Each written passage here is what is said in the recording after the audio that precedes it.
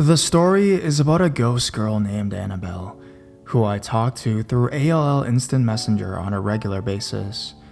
Writing it now, even I admit, it sounds really stupid.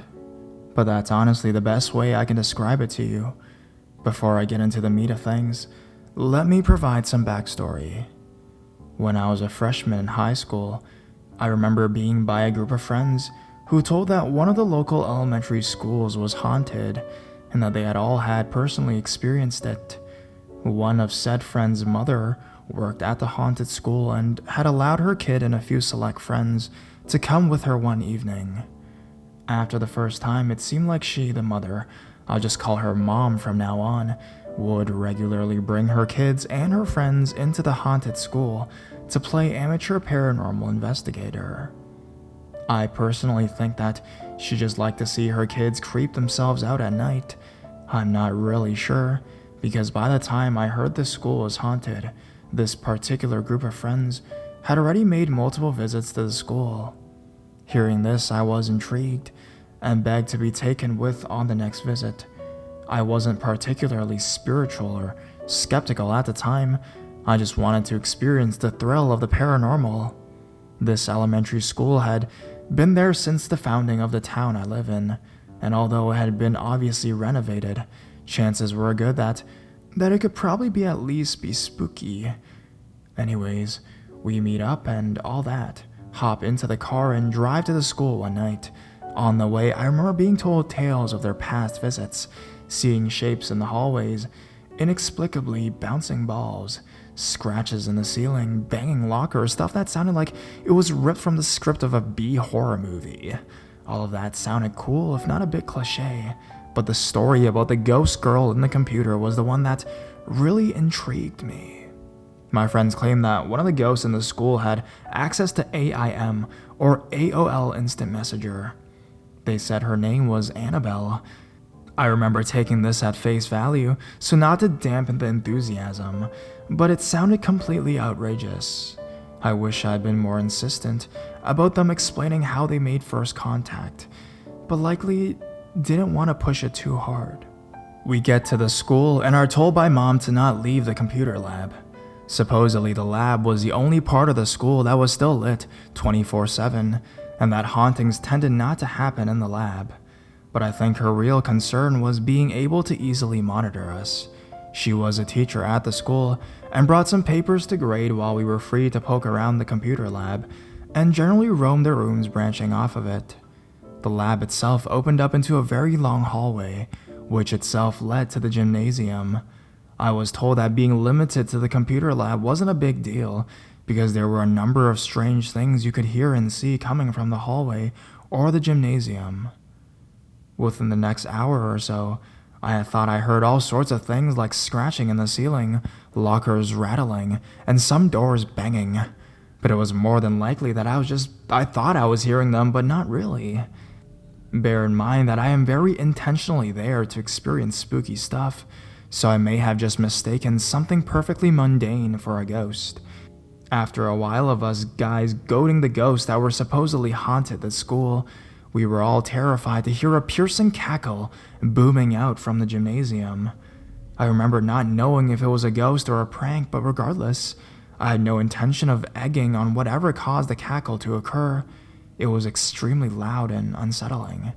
Shaken up, we all retreated to the computer lab to see if Annabelle, the ghost girl, was online. Surely enough, she was. This being about 10 years ago, I can't remember the bits of the conversation like hello and how are you, but eventually, we started to ask the ghost whether or not she could prove that she was a ghost. The first thing we did was ask her how many people were in the computer lab.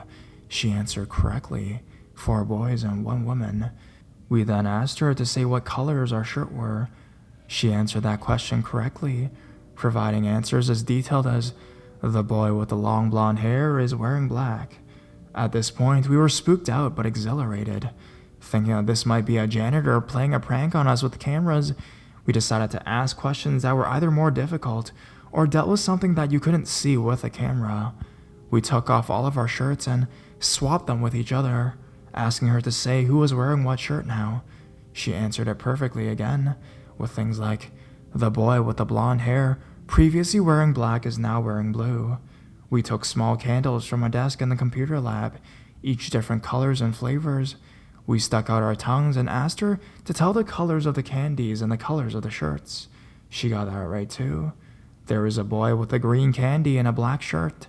At this point, I was convinced that the school was either employing the world's creepiest but also funniest janitor, or it was full-blown haunted. After this, I was, to say the least, obsessed with Annabelle. Immediately as I got home, I added her to my friends list on AAM. The first time I saw her on, I introduced myself as someone from the previous night. Just like before, I don't entirely remember the exact details of how I introduced myself to her. All I know is that I was completely captivated. Certain things immediately stuck on as being a little weird. Her responses would appear almost immediately in multiple full sentences, and she would use impeccable grammar. She seemed to be fluent in several different languages, and would often cite giant quotes from old literature that I'd never read or even heard of. I vividly remember every time before we would end a conversation, she would have an excerpt from literature or poetry that was always shockingly relevant to our conversation. As convincingly spooky these characteristics may be, they themselves don't prove she was a ghost or anything of the sort. But that didn't stop it from both freaking me out and exciting me. Whoever she was, I had never met anybody as interesting as she was. One thing that slightly dampened the thrill was that it seemed that when I was at home, she had no ability to hear me or see me.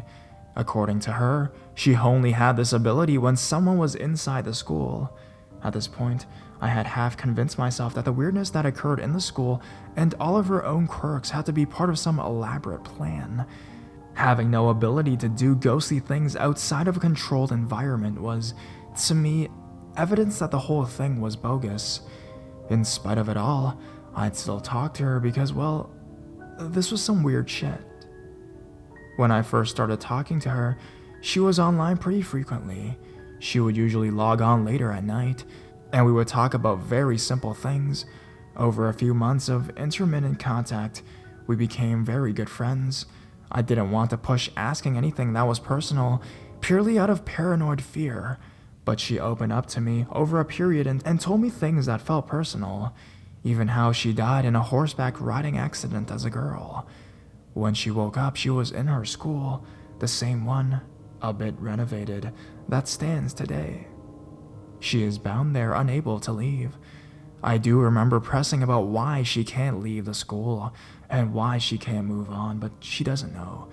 She just told me she died in a horseback riding accident as a girl, and when she woke up, she was in her school. I wish I had saved the conversations because citing them directly would add to the credibility of my story, but she was very open about the details of her death. The only thing she didn't like to talk about were the other things that inhabited the school. She claimed to be different than them, and that she had strongly disliked who she shared the space with. As a result, she told me, she spent most of her time in isolation reading books. It was hard to take seriously. I imagined a floating book with the pages turning every minute, but it would explain why she seemed so well read. I could go on for ages about the content of our conversations, but that's boring and sappy, and not what you came here for. What I really want to share was the night that eliminated 99% of any doubt that Annabelle was truly a ghost. I was at a buddy's, Kyle's, house for a sleepover, and wanted to use his computer to use AIM. Kyle was a close friend, and was aware that I had been supposedly chatting with a ghost online. I didn't necessarily go online with the sole intent of chatting with Annabelle, but I was hoping that I could spook out my friend for a bit. Within seconds of me signing on to AIM, Annabelle signs out and urgently messages me something like, "I can see you." She was usually extremely polite, professional sounding for lack of a better word, so to see her send me this excited message so abruptly kind of freaked me out. Just like the night where she was listing off details like hair color and shirts and whatnot, she mentioned she could see someone whose description fit me exactly. Not only that, but she recognized another boy in the room, one whose description fit my friend exactly. When I asked her why, she could only say that she felt close to me. Kyle seemed to be much more creeped out than I was, and when I asked him why, he said something like, "Dude, I live like 5 blocks from that elementary school." After that, I immediately realized why Annabelle could see me today but never at my own house. It seemed that my proximity to the school affected her ability to sense me. It's also very curious that she logged on so soon after me, as if she were waiting to let me know she can see me. It makes me wonder if she knew I was close from the minute I arrived at his place. This really upset my friend, but I only ever felt happy and secure knowing she could see me. Either way, this proved to me that there was almost no way that Annabelle was a creepy janitor messing with kids. It's also important to mention she couldn't have even been my other friends playing a prank on me, as Kyle was in a totally different clique of friends, and would have no idea where I was in relation to the school. This more or less sums up the experience I wanted to share with you all. I don't talk to Annabelle anymore, nor have I spoken to her since the year we started talking. The more we talked, the closer we became, and one day, she told me she decided it's best if we stop talking, and she stops logging on. If Annabelle was an extremely elaborate prank, I'm sure the person behind it all didn't want it to go on forever. But if Annabelle was real, I can only make assumptions about why she reached out to people through the computer. Through it, though, met someone who she hopefully considered a close friend. All I know is that the night she told me she would no longer be speaking to the living was the last night I ever spoke to her. If she is who she says she is, my wish is that she did so because she felt guilty for befriending the living because it was her time to get out of that school and go somewhere else. I still think about her constantly, and part of me hopes she does too. I apologize for the length and thank anyone who read this far. Feel free to ask questions if you have any. I'll answer to the best of my ability. Also, I'm a bit of a Reddit noob, so sorry in advance for any violations of etiquette.